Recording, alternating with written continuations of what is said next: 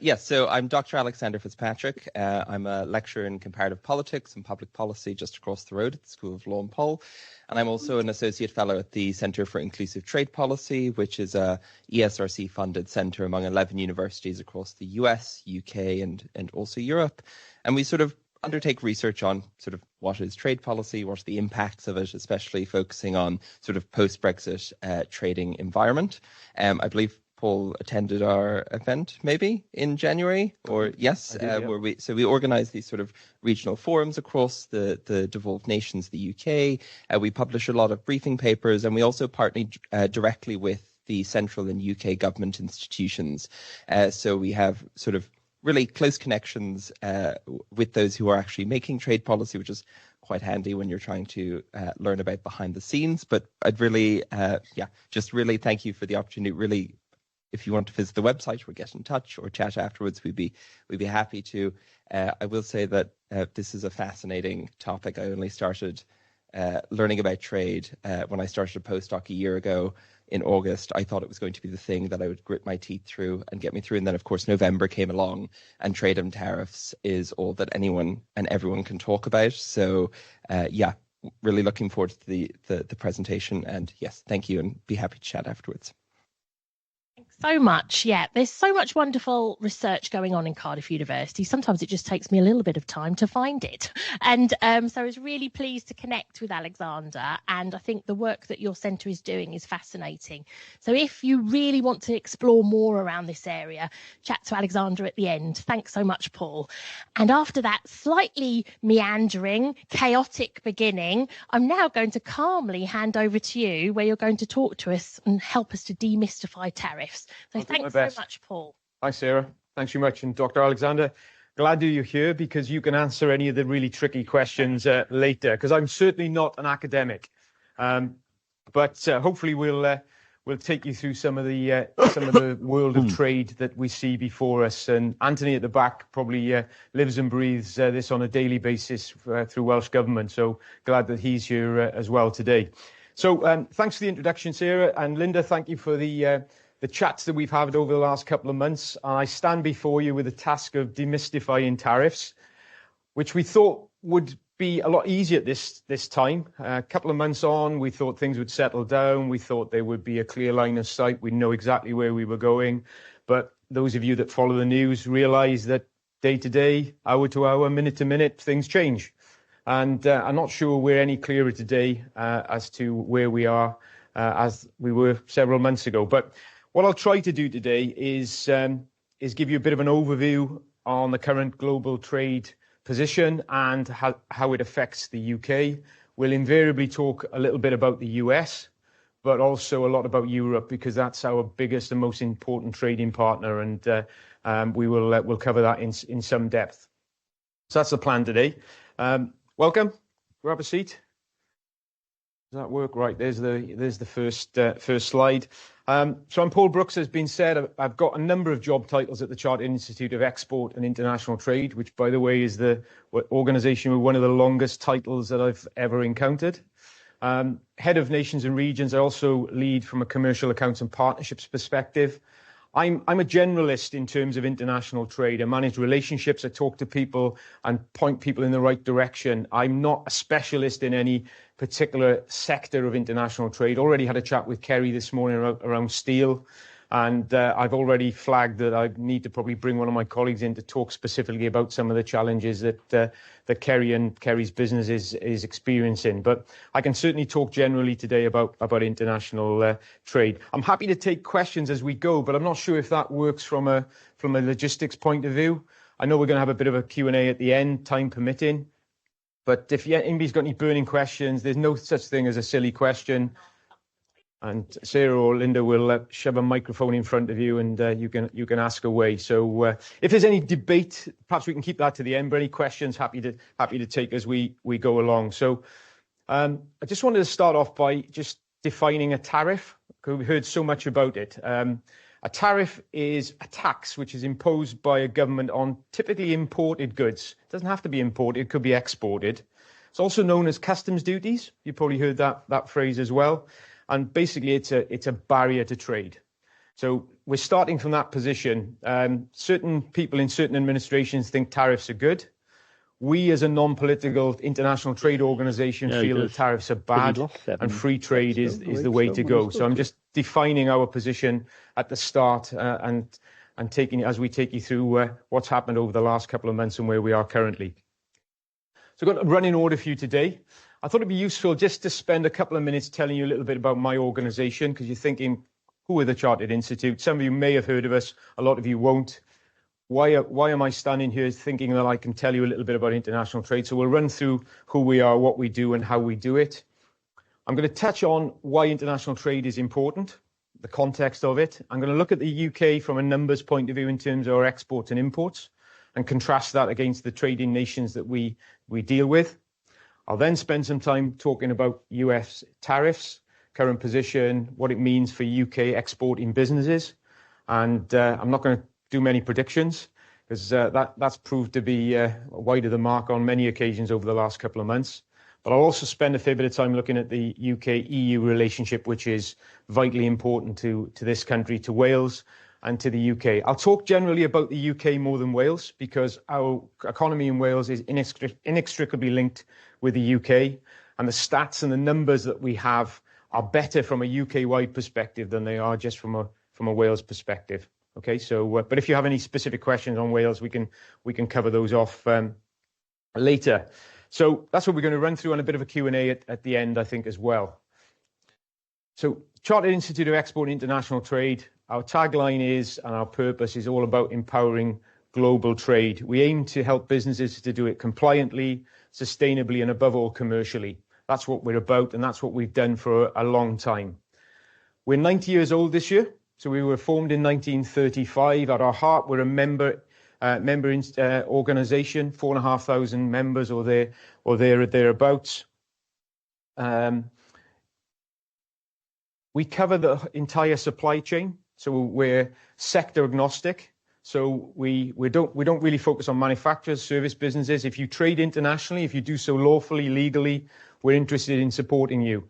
And by trading internationally, we look after imports as well as exports. What you'll find from a UK and Welsh government perspective is a hell of a lot of focus on the exporting side of things. But we cover both. International trade is a two-way street.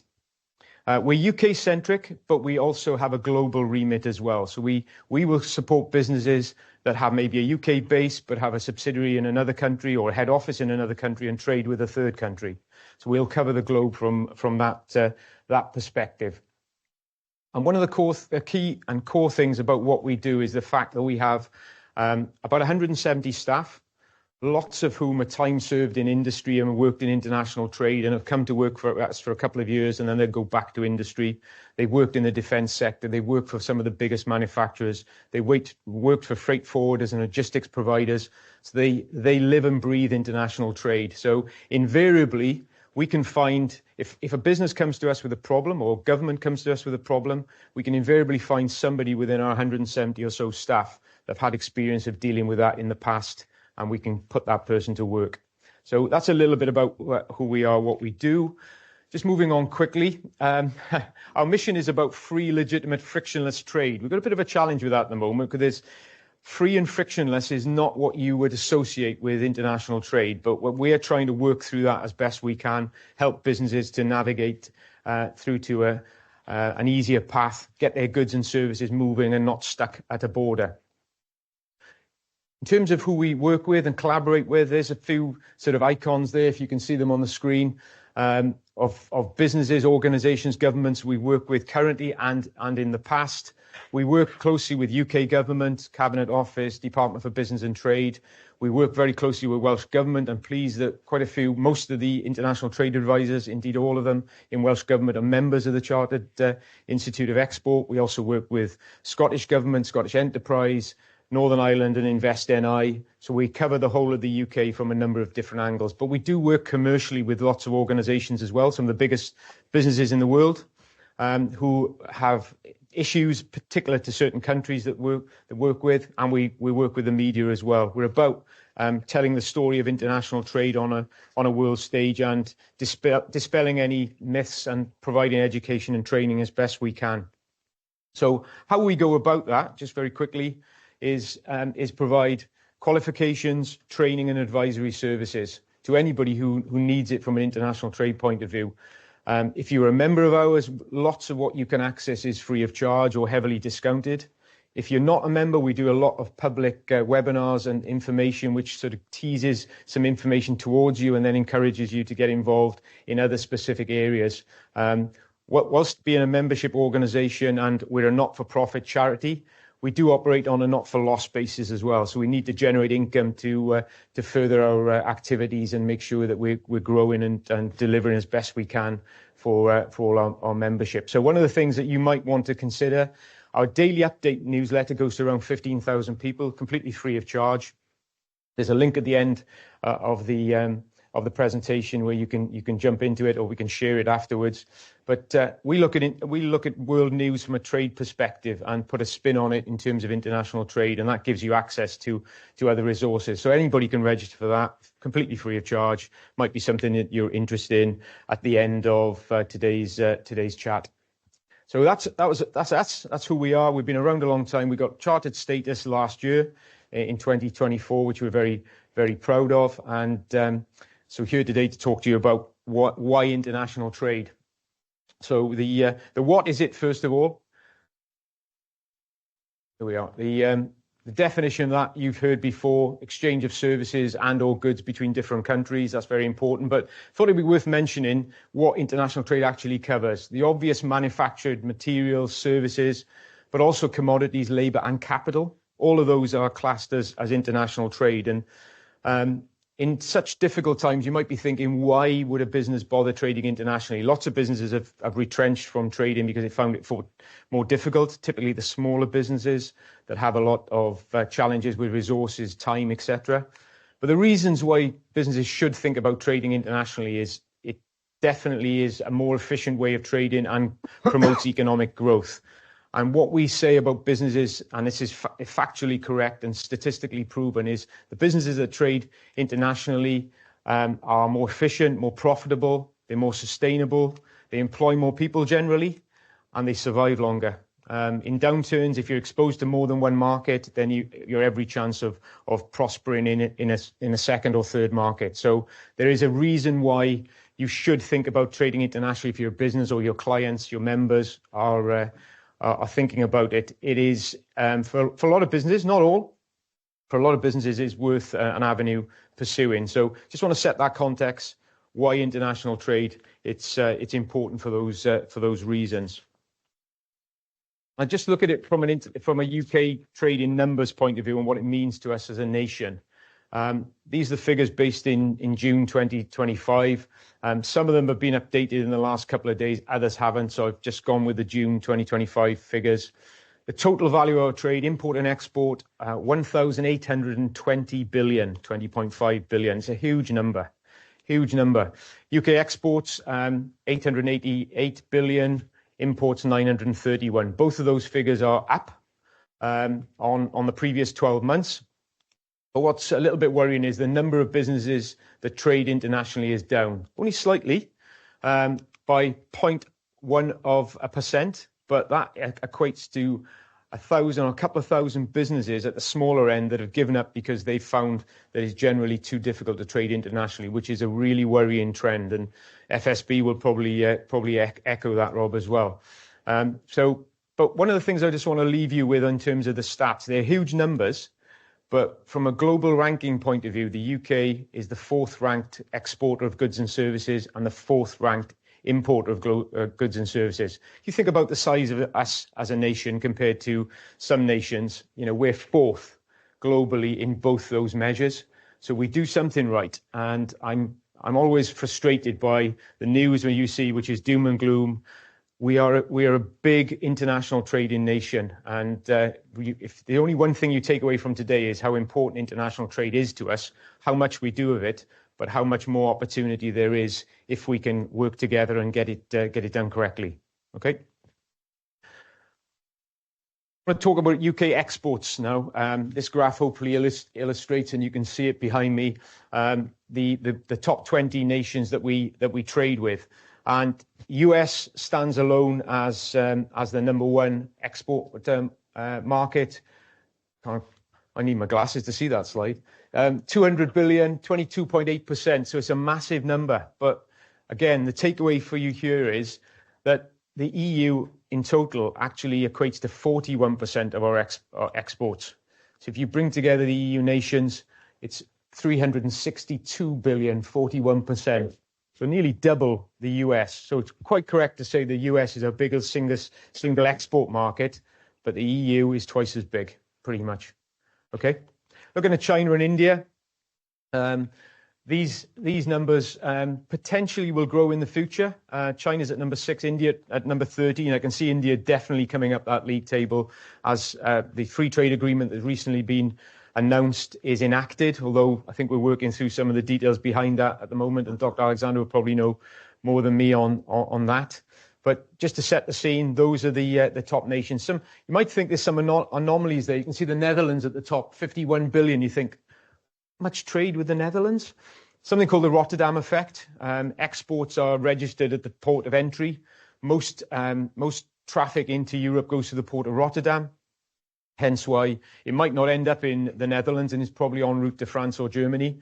But the Netherlands is fourth for that probably reason. But also the Republic of Ireland, very big trade, our third biggest export market. So our closest neighbour, just across the Irish Sea, not to be underestimated, and something we should really focus on. So that's the export side of things. Look at it now from the import side of things.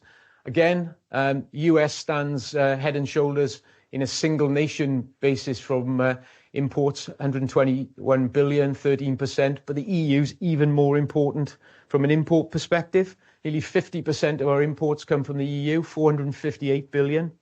So whilst, again, I said, the US is grabbing the headlines at the moment, the EU is most important. Anthony, you've got a question? Or? Just a quick statement for us in Wales. Those numbers are slightly different, which I know you're aware of, but for anybody else in the room who's not aware, US drops down to about third, and the EU is top. But Germany is big. Germany being followed by Netherlands for the reasons you've said, and Ireland as well. So slightly different looking at us and our businesses directly from Wales, but a similar picture. Thanks, Anthony. Yeah, absolutely. But it underlines the point, even for Wales, the EU is probably more important to us than the UK as a whole. So, any thoughts, any questions from that before we? Going back to the previous slide, is there a reason that we have 18 and 20 United Arab Emirates and Saudi Arabia?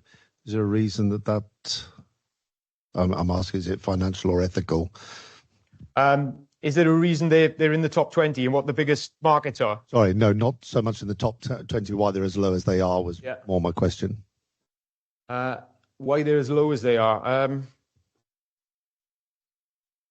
You want to, Anthony? Absolutely. I think the simple reason is the size of the markets and how comfortable people have been as businesses stepping into and building relationships there. It's it takes more time. It definitely is, you need to be in country or have a partner working in country, depending on which countries you're working in. Saudi Arabia, very different to Dubai, to other regions. So very doable, very workable, and a lot of successes from Welsh businesses actually working in that region. And we do have two of the equivalent of me and an international trade advisor who are based in Dubai. So if anybody's thinking about it, please don't be put off by that number. It is a growing market and it's taken time to get there, and it's going to continue to develop. Okay.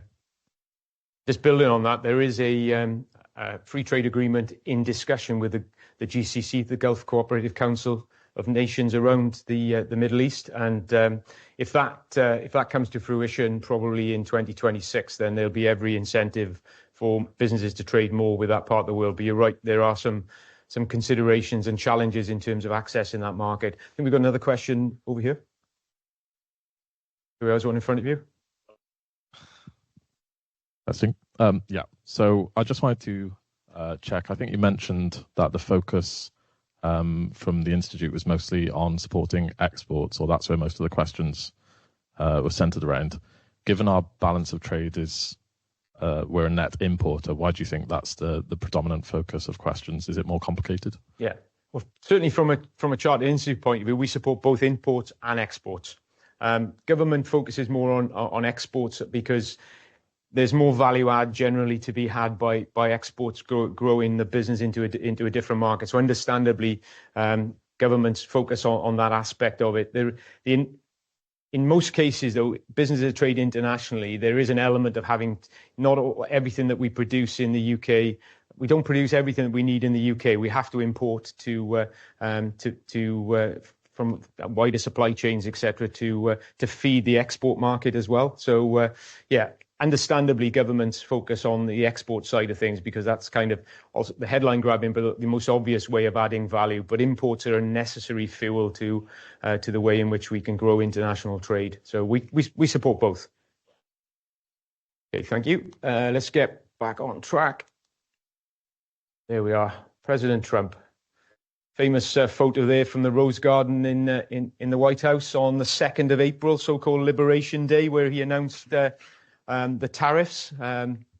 He does like a prop, doesn't he? In terms of it was interesting that he didn't go through all the lines, but everybody was the cameras, etc., were focused on trying to get a shot of the overall board so they could see exactly which country was being targeted.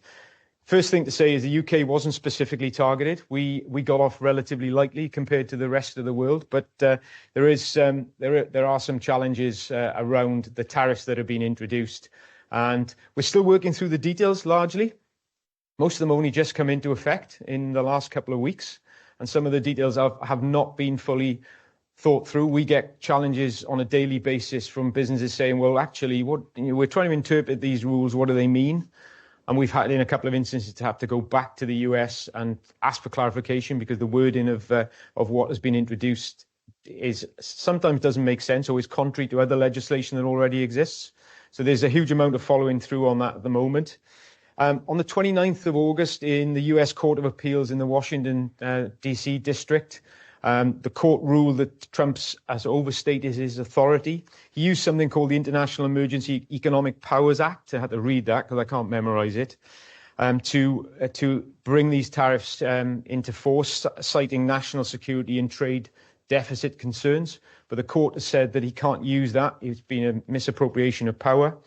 So the Supreme Court is being asked to rule on this. And the likelihood is we will find out from the Supreme Court in the fall, so probably October or November, whether or not those tariffs stand and whether they'll have to be rescinded. So all of what we're talking about today could be a different set of circumstances this time next month or in a couple of months' time. We'll wait to see how that pans out. So the problem that tariffs have created is not necessarily the tariffs themselves, because businesses can cope with changes in legislation, telling them the rules have changed, you need to do X instead of Y. The uncertainty is what kills most businesses. And that is what we're dealing with at the moment, because there's a flip-flop in, is it 10%, is it 25%, is it zero? That's the biggest problem that businesses tell us at the moment, is the uncertainty. If they know what they have to plan for and cope with, they can cope with it. If they don't know what they're dealing with, that's the biggest challenge. So let's look at some of the key tariff changes that have happened. There is a baseline for the UK of a 10% tariff. That is the same for automotive at 10%, where the rest of the world has a 25%. But it is subject to a maximum number of vehicles of 100,000. So 100,000 was roughly the figure that we exported to the US, I think, in 2023. So there's no headroom for growth there. And nobody really knows what happens when you go over 100,000. The implication is you start paying the 25% tariff. But they haven't worked out how that 100,000 is allocated to the UK OEMs. Do JLR get 5,000-10,000? Aston Martin? Bentley? Who gets what?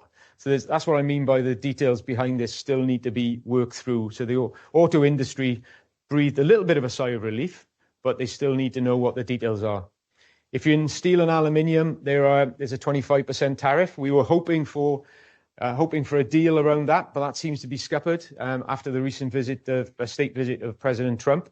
So we'll wait to see how that pans out. But there are also additional tariffs in terms of chemicals, and we can get very technical on this, and I don't propose to do that today. But generally, there's a lot more in terms of industry compliance that needs to happen. Businesses really need to be on their game and understand what the impact is for their marketplace. And even if you're not necessarily in steel and aluminium, tariffs don't necessarily mean you're just exporting raw steel or aluminium to the US. If your components, machinery, for example, contain a huge amount or a large proportion of steel or aluminium, then potentially you have tariffs involved in your exporting business as well. And they stack on top of other tariffs. So you could get hit on once, twice, three times potentially, depending on what your goods are that you export to the US. So what the things I'm talking to you about today are general sweeping statements. Every business is unique, or most businesses are unique, and you need to seek out some information about your particular business. That's why we have a big disclaimer. We can tell you generally about the challenges with the US and other markets, but we need generally to talk to you individually and find out what your manufacturing process is, where the raw materials come in from what you do to them, and then if you export them to a third country, what that process looks like. There's lots of challenges around that. And operational changes as well. Recently, you've heard about the end of the de minimis rule. This was where goods up to the value of $800 could be sent into the US without any tariffs. That was abolished at the end of August. Now, people think that was just another thing that the Trump administration had just pulled out overnight. What they perhaps don't realize is this was already due to be abolished in, I think, 18 months' time or a little bit longer. It was just brought forward and just happened over a much shorter timescale. So any goods now into the US, whatever the value, have to be fully cleared for customs. And potentially attract a duty or a tariff. So lots of businesses that were sending lower value goods, e-commerce businesses, for example, to the US, their business is potentially at jeopardy overnight, and lots have just retrenched from that and decided not to get involved in it. Quite a few logistical carriers have done the same. They pulled out of that and said, look, it's just too difficult for us to send small parcels and goods to the US. So there's only now a handful probably of logistics providers that provide that service. So another challenge for businesses. Compliance and documentation is another thing that is more complicated than ever. You need to really prove the origin of the goods, make sure they are actually coming from the UK. You can't, as a business, just import things from China, repackage it, do something a little bit to it, and send it to the US as made in Britain. That will be found out very, very quickly. So the challenges are there. There's a few wry smiles around the room. So I'm not sure if I'm telling you something that you perhaps need to go back and revisit. But these things are really the things that hold us all up. So there are some strategic considerations that businesses could think about. There are some positives as well. If you think about it from a UK perspective, we are in a better position than lots of countries. So that might give us a price advantage. It may be that with a 10% tariff, that may not make a lot of difference to your customers in the US, to the businesses that are importing your goods. If you're from a UK perspective, it may be that they're happy to absorb the 10% or just pass it on to the end buyer. That is certainly happening in a lot of cases. So it may be the situation where you just need to think about a change of Incoterm. So at the moment, you may be handling just making the goods available up until a certain point, and then the US importer takes over from there. They may be unwilling to take on that onerous activity now. So you might have to do more yourself to get those goods across the border, so change the international commercial terms that you use. It could be the exact opposite of this. So there's ways in which you trade that might need to be considered because of the tariff changes.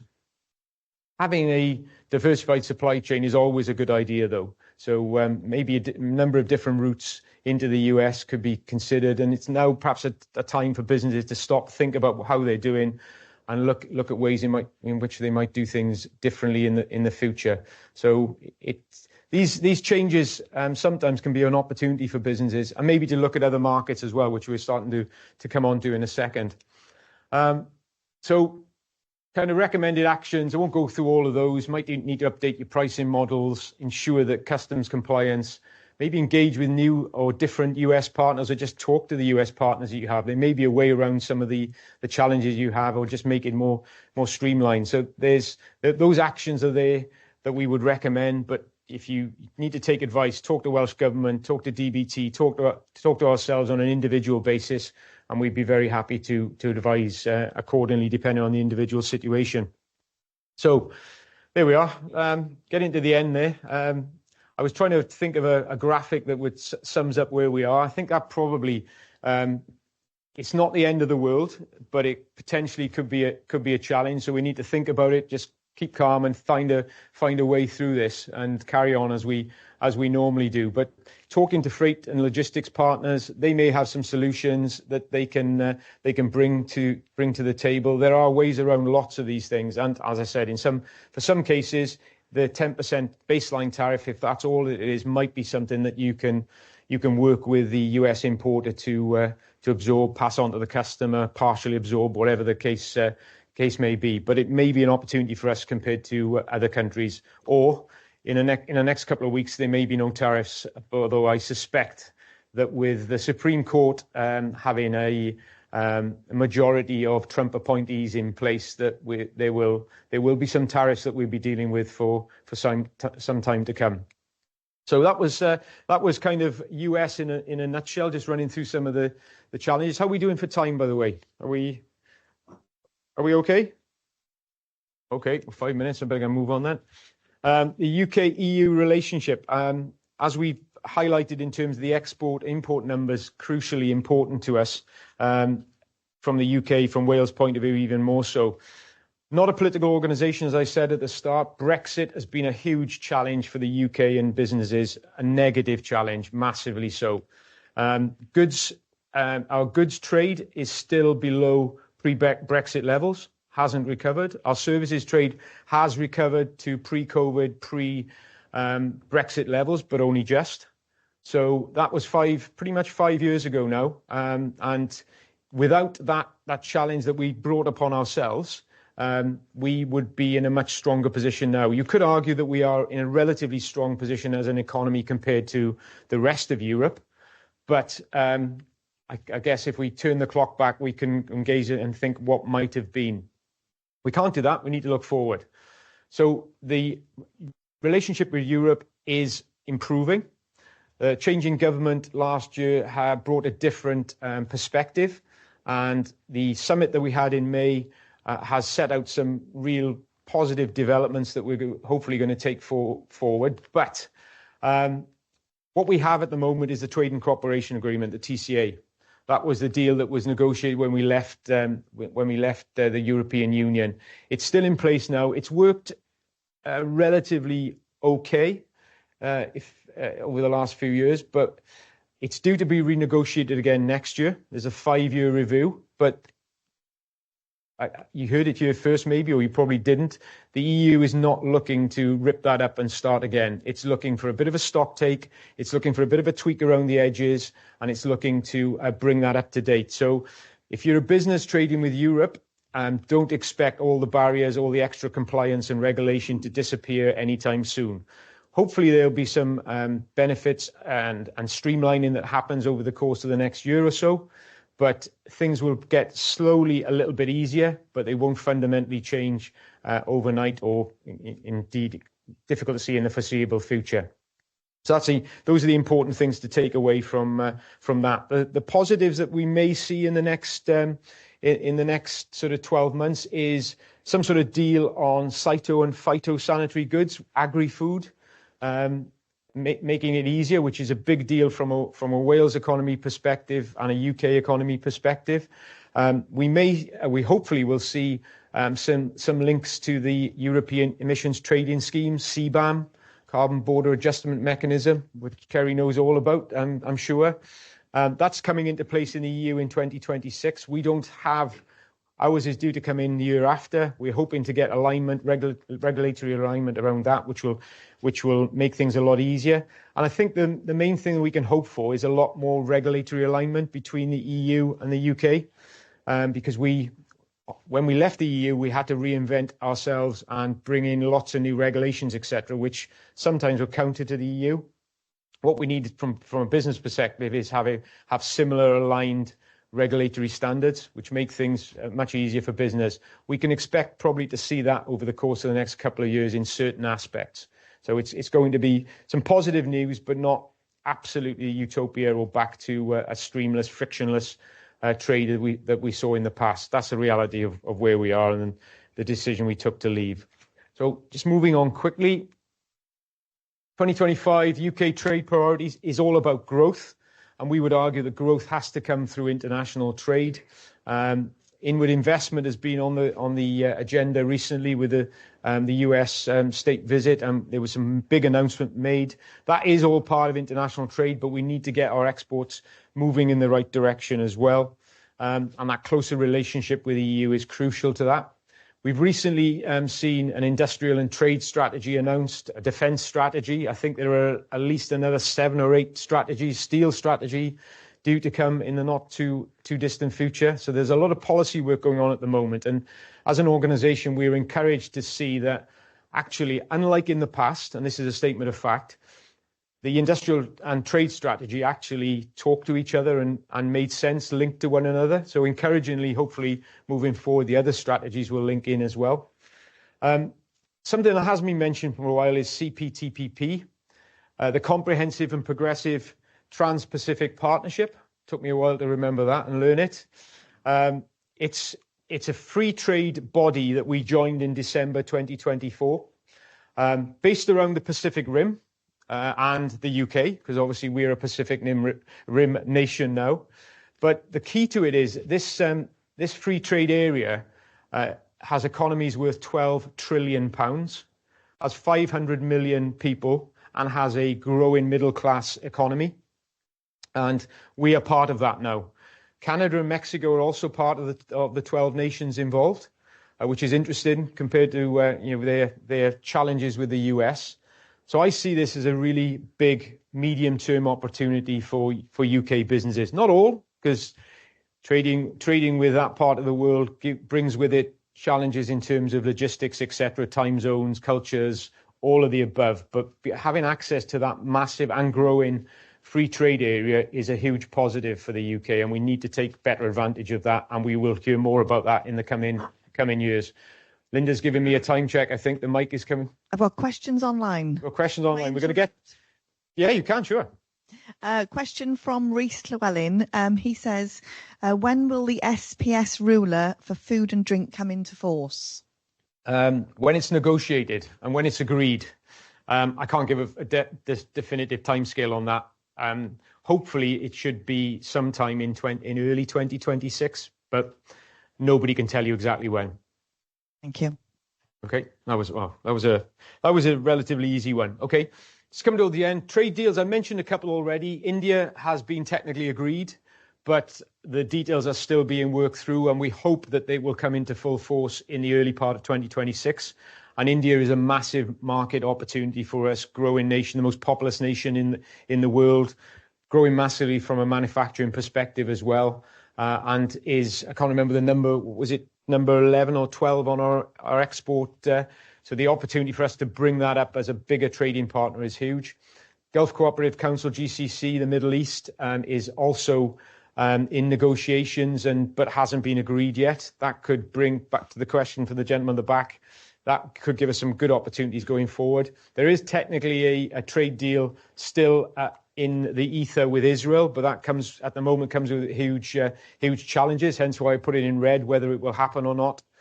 There is a revision of an existing trade deal with South Korea due to happen. It's more of a technical update, but South Korea is a very important market for us and potentially a stepping stone and a gateway into CPTPP. And there is also talk of a trade deal with Turkey at some stage, probably next year. And Turkey, again, is a big manufacturing nation, growing, and a very important one on the edge of the EU that we need to have a good relationship with. So huge opportunities for us in terms of trade deals. And finally, given my job title, I just wanted to mention the nations and regions of the UK. It's very important that all of the regions and the devolved nations of the UK are involved in this process. You know, we've seen in the investments that are announced in the last couple of days, I'm really encouraged to see that those investments were spread right around the UK. Semiconductors in southeast Wales was mentioned, the northwest of England, Scotland, etc. Manufacturing and business happens all over the UK, so it's vitally important that it's not focused in just the southeast of England or the Midlands. If it's manufacturing heartland, we need to spread that around the whole of the UK for benefit from everybody. So that, I think, draws to a conclusion that one of the messages I wanted to get across. Now, I think we're happy to take questions. There is that link on the bottom of that slide that I mentioned to our daily update, which you might want to have a look at. You can always unsubscribe if it's not what you think it is, but it's a good pointer towards the day-to-day challenges in international trade, and it gives you access. Then there's links in there to other information that we provide. So I don't know, Linda, can we share slides and share that link afterwards? Yeah, we'll share with everybody. Absolutely. Thanks so much, Paul. I think we have a question here. Hi, Howell William. Can I sneak in two questions? Just one quick one, which is... Shouldn't have told us, just gone for it. What's the difference between WTO rules and WTO terms? Or is that if it's complicated? It is complicated, and I'm not the person to answer that for you. But I can certainly put you in touch with our specialist that would be able to answer that. Let's leave it at that. Okay. And the other one is going back to Trump. You said I think quoted something like, he said tariffs, the most beautiful word in the English language, or something like that. He said. I think you're right. Yeah.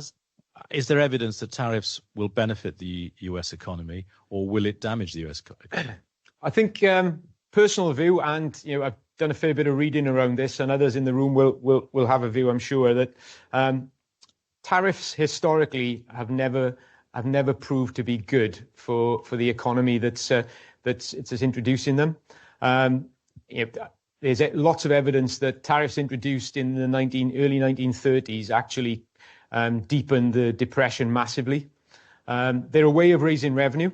So there's a lot of speculation. The reason that Trump has introduced them is he needs to fund other cuts that he wants to make over the course of his presidency, and there's no doubt that it will generate income. But a lot of those increases in price will be passed on to the US consumer, which hasn't happened yet because a lot of those tariffs have been delayed, kicked down the road after a 90-day period, etc. They're now starting to happen. So I suspect that inflation in the US will start to tick up shortly. I think the Federal Reserve dropped rates last week as potentially a countermeasure. But I think you will start to see the US economy being hurt by tariffs in the last quarter of this year, and the impact then we'll see if Trump holds his nerve, because he's U-turned on many things already, and it might be that he U-turns again on that. So I don't think it will be positive for the US economy, and history tells us that generally it's not.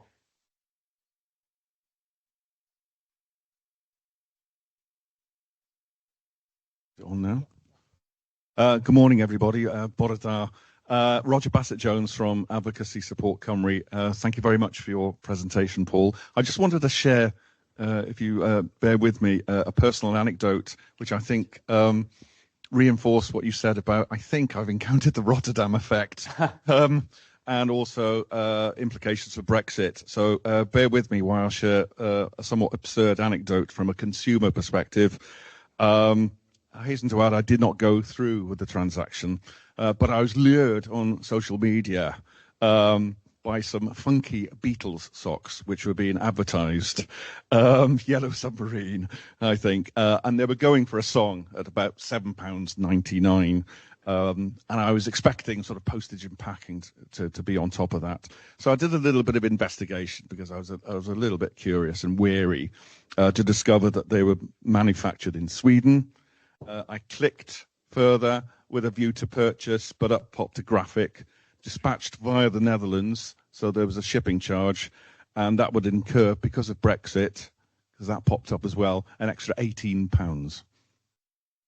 Yep. These are very expensive socks, so you didn't buy them. No, I didn't. We've got a question online. It's if we can go to our online audience. Lloyd, are you okay to unmute yourself and ask a question? Lloyd Powell. Yeah, thanks, Linda, and thanks, Paul. That was a great session. There's obviously quite a lot of focus there on trade in goods, but you just outlined some of the opportunities and threats for trade in services as well, given that is a hefty percentage of the UK's overall trade. Lloyd, I'm glad it's not an accountancy question. Thank you. Thank you for that. Services stand a little bit aside from that at the moment, but the US is talking about introducing a digital services tax as well, which would be a game changer. So tariffs as they apply at the moment are basically for goods, not the services. I think I'm right in saying. So as it stands at the moment, services are outside of that, and clearly the US is our biggest trading partner from a services point of view. By quite a way. So we're waiting to see what there's been noises made about the introduction of some sort of tax or tariff or levy against digital services. So at the moment stands outside that, but we're waiting to see. Oh, because that could be huge. Which is it's also quite ironic given some of their concerns about last week about digital service taxes as well. But I mean, from an accountancy perspective and other services, I mean, the barriers we see around professional recognition of qualifications and also around some of the market access through some of the local restrictions as well. So, you know, any activity within those trade deals that can sort of ease some of those will certainly help trade in services and ultimately get growth, as we've seen in the industrial strategy as well. But thanks, Paul, that was great. You raise a good point there, something I didn't mention earlier, actually, in terms of the UK-EU relationship. The recognition of professional qualifications is something that we expect and hope will be agreed during early part of 2026, and that's vitally important from our in terms of the work that we do with people and colleagues in Europe. So good point there, Lloyd. Sorry, what is the problem? But they don't recognise professional qualification. I don't understand what. Yeah. Can you talk more about that? Before Brexit, there was complete recognition of professional qualifications, whether you were in Germany, Italy, or the UK. We chose to leave the European Union, so our qualifications are not recognised professionally or academically. So it's a huge issue. Not sure why I didn't know that, because it sounds monumental. Oh, we've got. Rob Bazzini, Federation of Small Businesses. Paul, has been said, fantastic presentation. Thank you. Really, really interesting. The slide that you had up with the values and the percentages of exports to the different countries. I don't know whether our policy team, to be honest, might have some stats on this or not, but do you have any info about what percentage of those percentages and values are accounted for by small and medium-sized businesses? Those stats are taken from UK Gov. So they're available on the UK Gov website for anybody. So we're not trying to reinvent the wheel. We just grab the stats that are available. They don't break it down on that website into what percentage are small businesses. But I can look into that for you, Rob. I'm sure we'll have a view on that, and we can ask the relevant government departments. They will have those details. They don't publish them, though, I don't think. It'd be good for us to touch base on various links. Absolutely. So thank you. Yeah. As an economist, can I just point out that a large economist would argue a large country can gain from a tariff by improving the terms of trade. But the usual argument economists put forward is that other countries will retaliate, and usually everybody will be worse off. So why do you think other countries have not retaliated to US trade policy? I mean, from the point of view of the US, it's a perfect situation. You impose tariffs and nobody retaliates. Yeah. And second quick question, if I may. Why has the WTO taken a vow of silence? Second question first. A lot of people would argue that the WTO is toothless and is ineffective, and so that's not a personal view. That's a view that is shared. So I think they're probably linked actually, because I think a lot of countries have taken the view that what the US has done is kind of posturing, they're testing the water. Why would you poke the bear even more? The grizzly bear in this case, not the Soviet bear. And I guess they're hoping to, by a more rationalised approach and negotiation, they're hoping to find some common middle ground and not just enter retaliation. The reality is the US economy is huge, and they have the strength. Behind it. So I'm guessing, my perspective is that other countries have taken a more pragmatic approach and look to find common ground as opposed to just fight fire with fire. But we'll see whether the tariffs stick in the next month or two. I'm not going to get into a debate and discussion with an economist, though. So just a view. Last question. Thank you. Paul, thanks very much for the presentation, which was excellent. Against an uncertain geopolitical backdrop, and also recognising that a significant proportion, if not the majority, of Welsh businesses are micro businesses. Yep. What would your message, and the tariff issue as well? Yep. What would your message be to micro businesses in Wales about the value of exporting and what they should be thinking about, or whether they should be thinking about it? Yeah, thanks, Robert. Yeah, very valid point. First thing to say, I think it's not relevant for all businesses, but it's relevant for more businesses than many think. It's still a very good opportunity to increase their market for the reasons that we talked about earlier. Businesses that trade internationally, more sustainable, more profitable, employ more people, survive longer, etc. A lot of the time, it's the fear of the unknown. Small businesses don't know what they don't know and how to get the information that they need to grow. But there is an awful lot of information out there and support available to them. Welsh Government has an excellent international trade team, and I cover the whole of the UK, and I see the support that's available in the northwest of England versus Northern Ireland versus South Wales, etc. And I would say, and I say this in public forums, that the support the Welsh businesses get is as good, if not better, than anywhere else in the UK. But sometimes they don't know how to tap into that.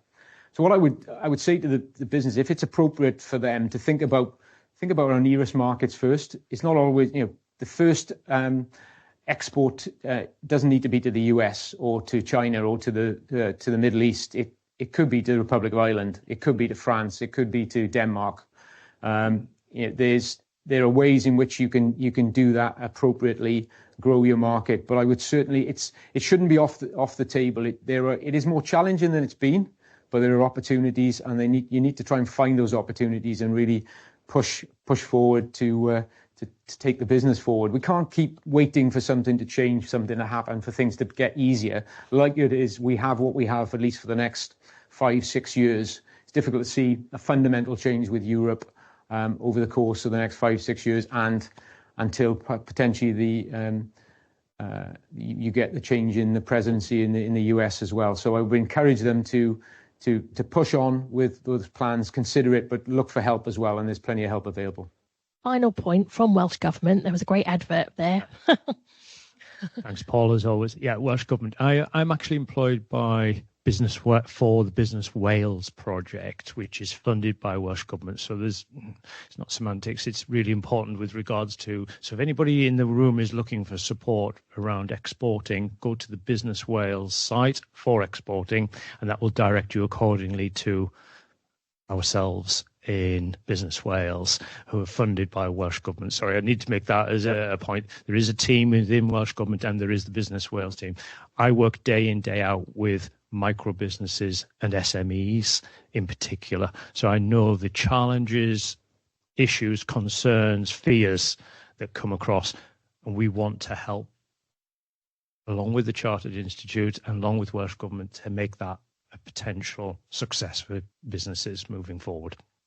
Thank you so much. And thank you so much, Paul. It really, really helped to present the wider context and help me understand the complexity of what's involved, because this is one of many events that we've done actually around international trade, around exporting, with our Professor Jane Lynch, who's a key expert in this area, because we really want to help Welsh businesses to grow and succeed. And it's absolutely clear, even from some of the expertise in the room, that there's a lot of people out there to help companies to really excel in this space. So thank you so much, Paul. Thanks so much, Alexandra, as well. Don't forget, we've got our brilliant Law and Politics School. Please make some connections there, because Cardiff University is such a source of knowledge, research. We really want to make a difference for the Welsh economy and beyond. So thanks so much for coming, everybody, and see you again soon. Cheers.